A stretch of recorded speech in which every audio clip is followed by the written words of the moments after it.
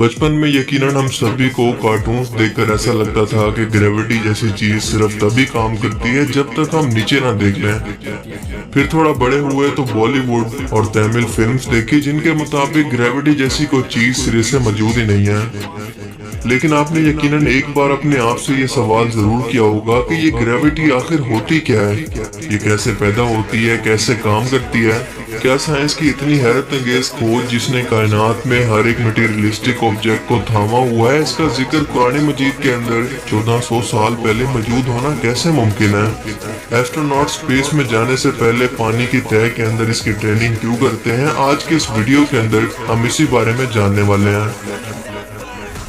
बहुत से लोगों को लगता है कि अगर हम किसी ऊंचाई वाली जगह पर खड़े हों और किसी चीज को नीचे फेंकें तो तभी ग्रेविटी काम करती है, पर ऐसा नहीं है,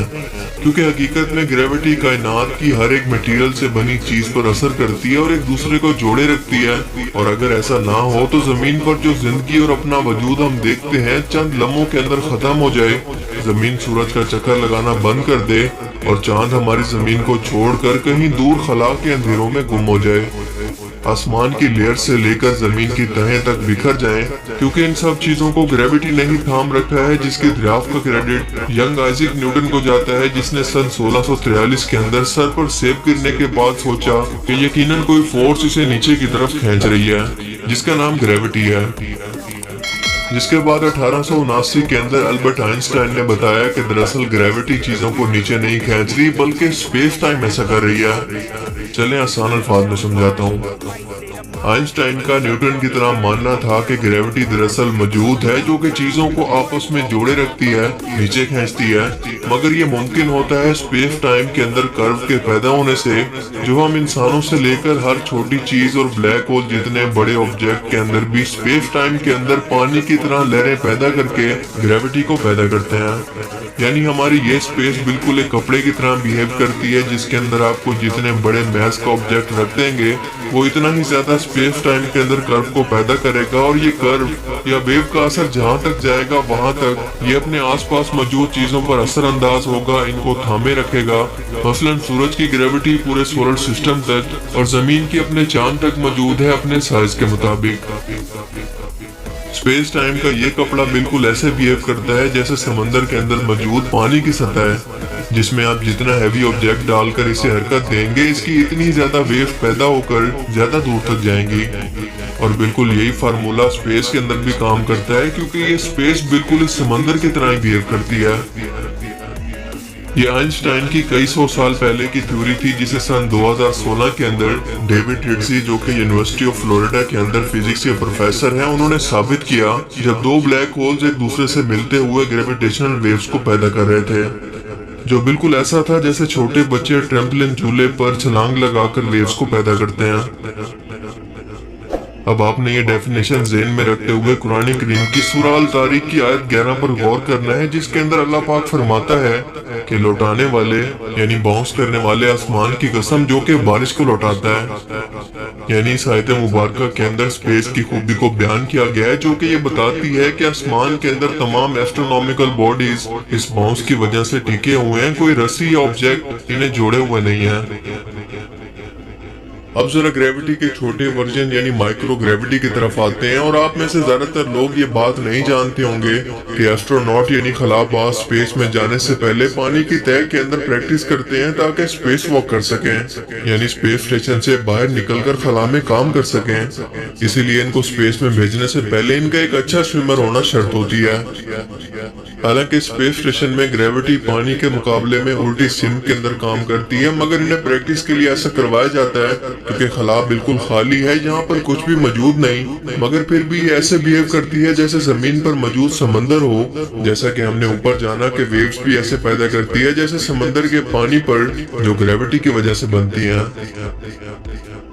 नासा का मानना है कि एक इंसान का स्पेस में तैरना बिल्कुल ऐसा है जैसे वो पानी में तैर रहा हो, और बिल्कुल यही वजह है कि ओलंपिक साइज के स्विमिंग पूल से भी 10 गुना बड़ा स्विमिंग पूल इन एस्ट्रोनॉट्स की प्रैक्टिस के लिए तैयार किया गया है, जिसे न्यूट्रल बॉडी लेबोरेटरी कहते हैं। اس کے اندر 6.2 ملین گیلن پانی موجود ہوتا ہے تاکہ ایسٹروناٹ زمین پر رہ کر خلا میں تیرنا سیکھ سکیں، اور اس پانی کے اندر رہ کر یہ ایسٹروناٹ وہ سب کام کرتے ہیں جو کہ انہیں خلا میں کرنے ہیں۔ مثال کے طور پر بنا آکسیجن کے رہنا، اپنے جسم کو وزن کے بغیر محسوس کرنا، چیزوں کا جہاں وہاں پھیل جانا وغیرہ۔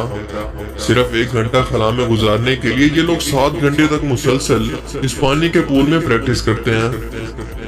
کمال کی بات ہے نا کہ اسپیس کے اندر کوئی پانی نہیں ہے، لیکن ناسا اپنے خلا بازوں کو سب سے بڑے سوئمنگ پول کے اندر ٹریننگ دے رہا ہے۔ اس سے بھی حیرت انگیز بات جو کہ آپ کو چونکا دے گی قرآن کریم کے اندر موجود ہے، جو کہ اس خلا کو ایک سمندر کے پانی کی طرح ہی بیان کرتی ہے۔ سورہ انبیاء کے اندر اللہ پاک فرماتا ہے کہ وہی تو ہے جس نے رات اور دن اور سورج اور چاند کو بنایا۔ یہ سب یعنی سورج اور چاند ستارے آسمان میں اپنے اپنے مدار میں تیر رہے ہیں، اور ہم جانتے ہیں کہ چیزیں زمین پر پانی کی وجہ سے تیرتی ہیں، اور اس دوران ان کی 2 موشنز ہوتی ہیں کہ تیرتی ہوئی چیز ہمیشہ اپنے آربٹ کے گرد بھی گھومتی رہتی ہے اور اپنے کسی مدار میں بھی، بالکل ایسے ہی جیسے ہماری زمین اپنا خود کا چکر بھی لگا رہی ہے، اور سورج کا بھی، چاند، ستارے، سیارے اور ہر ایک چیز خلا کے اندر بالکل یہی کر رہی ہے۔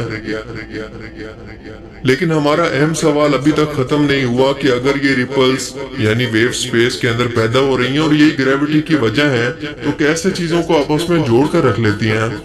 جس کا جواب ہے گریویٹیشنل اینکرز، جو 2012 میں nuclear physicist scientist Robert turtle نے متعارف کروائی۔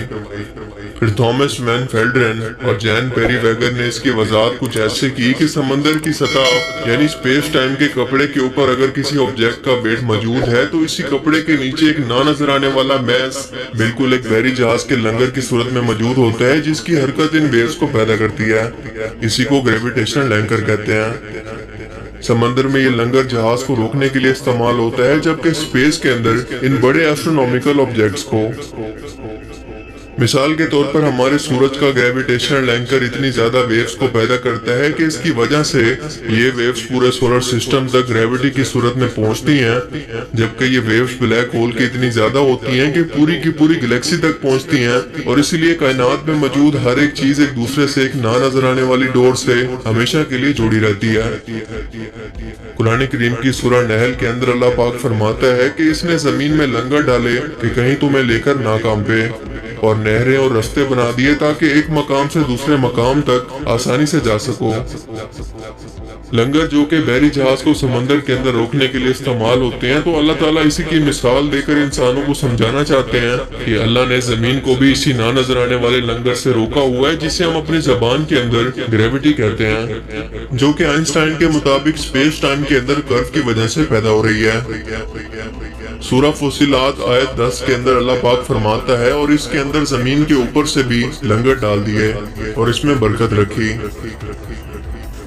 بہت سے لوگ اب بھی اس کو ایک فزیکل فینومینا اور ایک قدرتی عمل مانتے ہوئے خدا کی موجودگی کا انکار کرتے ہیں۔ مثلاً لارنس ایم کروس نام کے ایک فزسسٹ نے ایک کتاب لکھی جس کا نام ہے یونیورس فرام نتھنگ،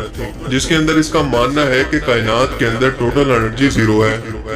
اور اس کی وجہ یہ ہے کہ اس کائنات کی پازیٹیو انرجی جو کہ میٹر کی صورت میں موجود تھی، گریوٹی کی نیگیٹو انرجی کی وجہ سے ختم ہو گئی، یعنی گریوٹی نے کائنات کی انرجی کو بیلنس کر کے 0 کر دیا، جس کی وجہ سے یہ آج بالکل ختم ہو گئی، اور آج ہمیں اسپیس کے اندر کچھ بھی نظر نہیں آتا۔ لارنس کا کہنا ہے کہ اگر یہ کائنات کچھ بھی نہیں ہے، ختم ہو گئی ہے، یہاں پر کچھ بھی موجود نہیں ہے، تو پھر خدا کیسے موجود ہو سکتا ہے؟ ہم اس کا کریڈٹ خدا کو کیسے دے سکتے ہیں؟ لیکن شاید ان کو اس بات کا اندازہ نہیں تھا کہ اس نہ نظر آنے والی کائنات کے اندر بھی ڈارک میٹر، ڈارک انرجی اور گریوٹی جیسی فورسز موجود ہیں، جن کے بنانے کا کریڈٹ ہم خدا کے علاوہ کسی انسان یا نیچر کو نہیں دے سکتے، کیونکہ قرآن کریم کے اندر اللہ پاک فرماتا ہے، اور ہم نے زمین کو پھیلایا اور اس پر لنگر ڈالے جو اسے تھامے رکھتے ہیں، یعنی گریوٹی، اور اس میں ہر چیز اندازے سے اگائی، یعنی یہاں پر ہر چیز کا بیلنس رکھا۔ اور آج کے انسان یہ بات جانتے ہیں کہ اس بیلنس کے بغیر ہماری یہ کائنات موجود ہی نہ ہوتی یا بالکل تہس نہس ہو جاتی۔ مگر سب سے اہم سوال کہ عرب کے صحرا کے اندر لوگوں کو آج سے 1400 سال پہلے یہ سب باتیں کس نے بتائی؟ حالانکہ اللہ پاک یہ بات جانتے تھے کہ یہ باتیں ہم آج کے دور کے انسانوں کو سمجھ آنے والی ہیں، اس ٹائم کے عرب کے انسانوں کو یہ بالکل سمجھ میں نہ آتی، اس لیے کہ اب ان کے درمیان کوئی پیغمبر موجود نہیں ہوگا، مگر اس کی تعلیمات یعنی قرآن پاک پاک اور اس کے اندر موجود نشانیاں اس اللہ کی موجودگی کا احساس انہیں ہر گزرتے وقت کے ساتھ کرواتی رہیں گی؟ اور کیا آج بالکل ایسا نہیں ہو رہا؟ ایک بار سوچئے گا ضرور۔ اللہ تعالیٰ ہمیں سمجھنے کی اور نیک عمل کرنے کی توفیق عطا فرمائے، آمین۔